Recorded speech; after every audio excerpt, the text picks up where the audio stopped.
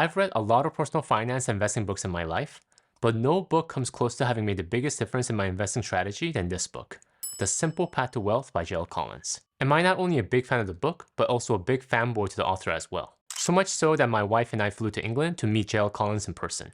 So in salute to my favorite investing book, let's review my 12 takeaways. And hi, if you're new to the channel, my name is Tay from Financial Tortoise, where we learn to grow our wealth slow and steady. The number one takeaway from The Simple Path to Wealth: learn money. Don't shy away from it. Don't bury your head in the sand.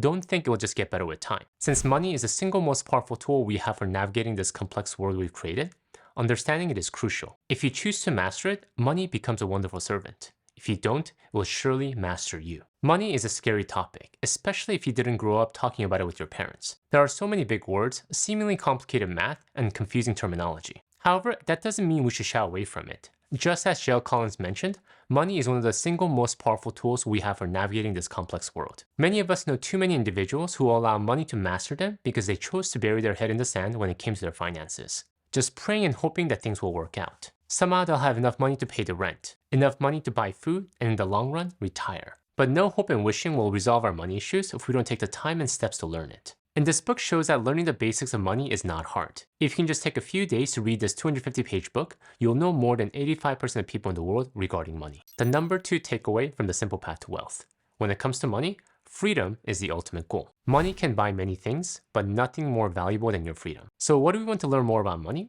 Because at the end of the day, we want freedom. Freedom to make our own choices. Freedom to work for people we respect, and the freedom to live life on our own terms. Thus, the goal of learning about money isn't about amassing billions of dollars so we can flaunt to the world how amazing and successful we are. It's not to show off. Because when it comes to finding true fulfillment in life, no amount of bought attention can fill that need. But what money can buy is freedom. The freedom to pursue things in life that can give you your personal fulfillment. May that be spending more time with your family, pursuing a career that excites and challenges you, or just allowing you to spend more time with yourself to pontificate about life. I may not have owned a Mercedes, but I own my freedom.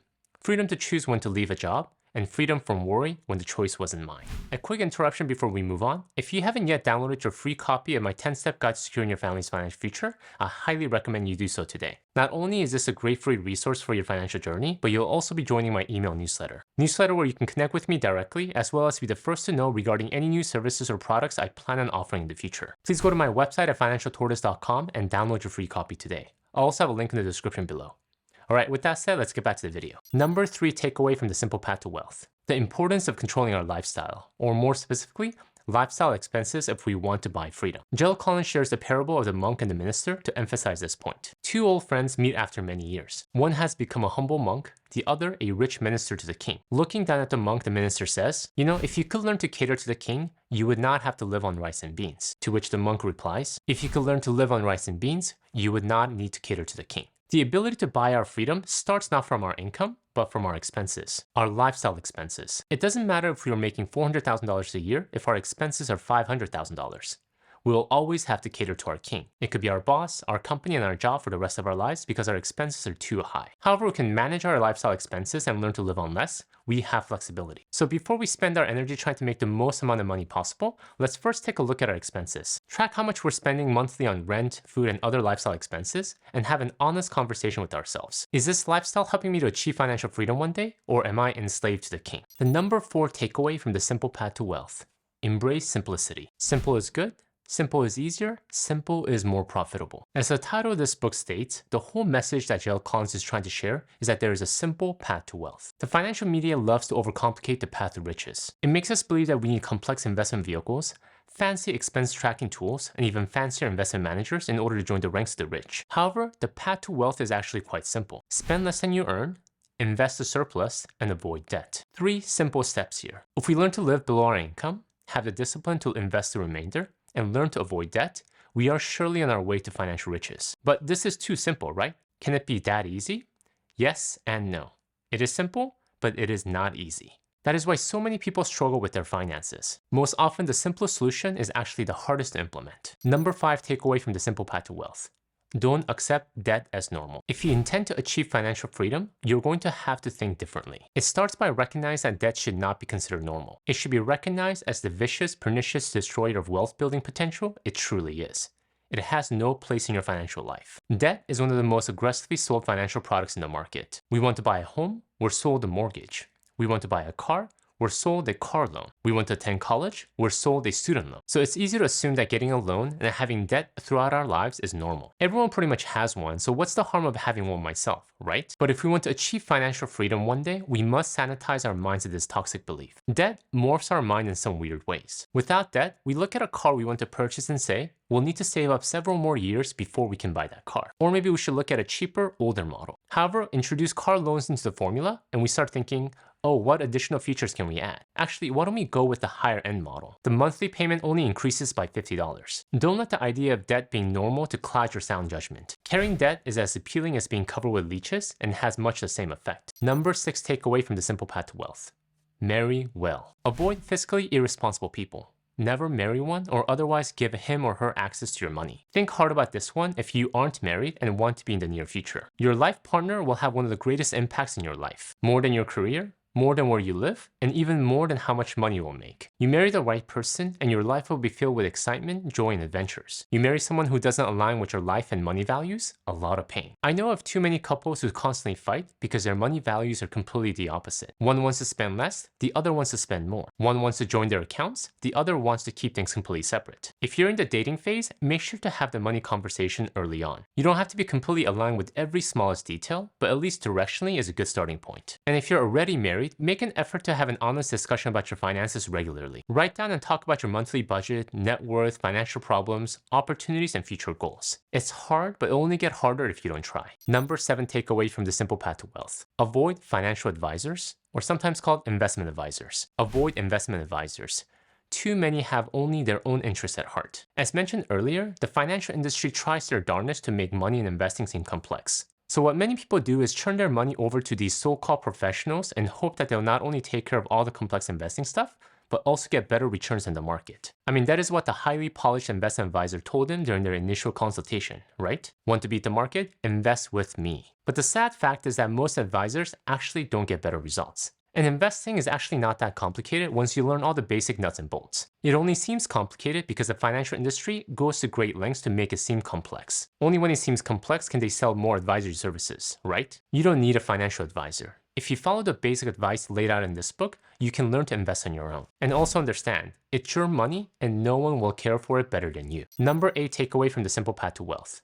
Avoid picking stocks. We did mention that you should avoid financial advisors and you should invest your own money. So you might be thinking, does that mean I need to study the market and try finding winning stocks? Not at all. We'll go over where you should invest your money in a bit, but before we get there, first drill into your mind that you want to avoid the stock picking game. Actually, to be blunt, stock picking is a sucker's game. Most people can't do it, including even the majority of the smartest professionals. But you might be asking, how about Warren Buffett and Peter Lynch? They can pick winning stocks, so why can't I? Joel Collins give a great analogy to counter this argument. Let's say we're faced with the possibility of a street fight in a dark alley. A wise martial art instructor would say this: before you decide to use kicking techniques on the street, ask yourself this question: am I Bruce Lee? If the answer is no, keep your feet on the ground. In the same way, before you start trying to pick individual stocks and/or fund managers, ask yourself the simple question: am I Warren Buffett? If the answer is no, keep your feet firmly on the ground with indexing. The number 9 takeaway from the simple path to wealth. Avoid market timing. You might have heard this term when it comes to investing: buy low and sell high. Sounds simple, right? To make money in the market, you just need to buy a stock or a fund when it's low, and when it's high, you sell it to make a hefty profit. But the truth is this: while stepping out when it's high and back in when it's low sounds enormously appealing, it is almost impossible to do. The reality is that most people actually buy high and sell low, panicking when the market is tanking and buying when the market is soaring. The stock market is one of the most complex entities in the world. It's not just a reflection of market economics, but of geopolitical tensions and individual investor emotional sentiments. There are just so many moving pieces that no one can honestly predict the direction of the market accurately. Many try, many think they know, but no one knows. So don't jump on this fool's errand. Don't try to time the market. The number 1 takeaway from the simple path to wealth. Ignore the market news, especially the financial market news. If you're interested in money, there's a good chance that you're also interested in market news as well. What new company just went public? What new business agreement did Brazil make with its neighboring country? Oh look, Tesla is building a new factory in a new state. Joel Collins says if you want to win with investing, ignore it all. He talks about the beer and the foam to hammer this point. The beer, this is the actual underlying business that the stock represents. The product that this company sells. The people that develop great ideas and bring them to the market. It's what makes the beer a beer. The foam, on the other hand, this is a late night, short-term stock craze news. the rumors of who the next new CEO is going to be, what new products Apple might be launching. This type of news drives the daily and weekly volatility of a stock. It's interesting, but it isn't tied to the core fundamentals of the business. If you want to really build wealth, you must ignore the phone, the market news. Networks make money by getting people to watch more of their content. And the way they do this is by talking more and more about the phone, the short-term ups and downs. I mean, who would want to sit glued to their television when the host is talking about the benefit of a long-term index investing? The market isn't what we see on the news. It's made up of thousands of businesses that are actually creating value for its customers that will in the long run drive the market up. The number 11 takeaway from The Simple Path to Wealth. When I read this book a while back, this one was really my number one takeaway. If you want to grow your wealth through the stock market, invest all your money in one single stock index fund.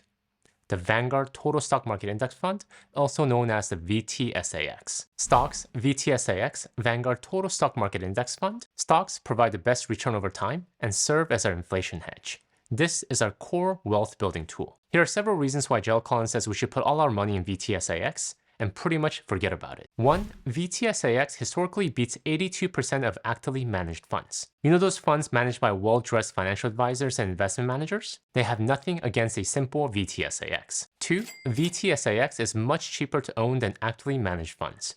Very low expense ratio of 0.04%. An actively managed fund charges multiple times that, 1% or sometimes even 2%. Absurd given they can't even beat the index. 3. VTSAX holds almost every publicly traded company in the US stock market. At the time of this video, approximately 4,000 companies. It's the real beer, not the foam. And 4. VTSAX is self-cleansing. Self-cleansing essentially means that the market is not stagnant. Companies routinely fade away and are replaced with new ones. And what VTSAX does is this.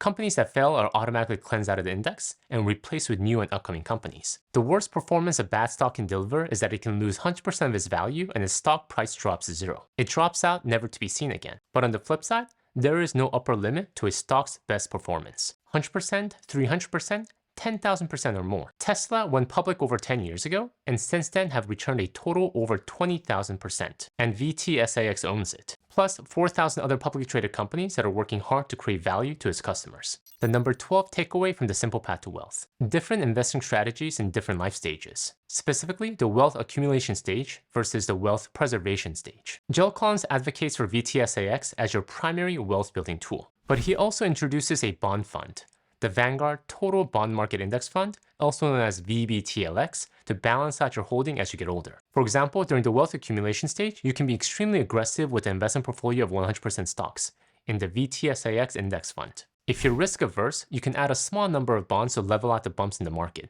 10% bonds, 90% in stocks. Once you near retirement, you'll reach a wealth preservation stage where you should even the playing field with bonds. He recommends at least 20-75 split where you hold 20% in bonds, 75% in stocks, and 5% in cash. You can change the ratio depending on the risk you feel comfortable with. Thank you guys for watching, and in the line of VTSAX and VBTLX, if you want to know more about the two-fund strategy, please check out my video here. Until next time, all the best.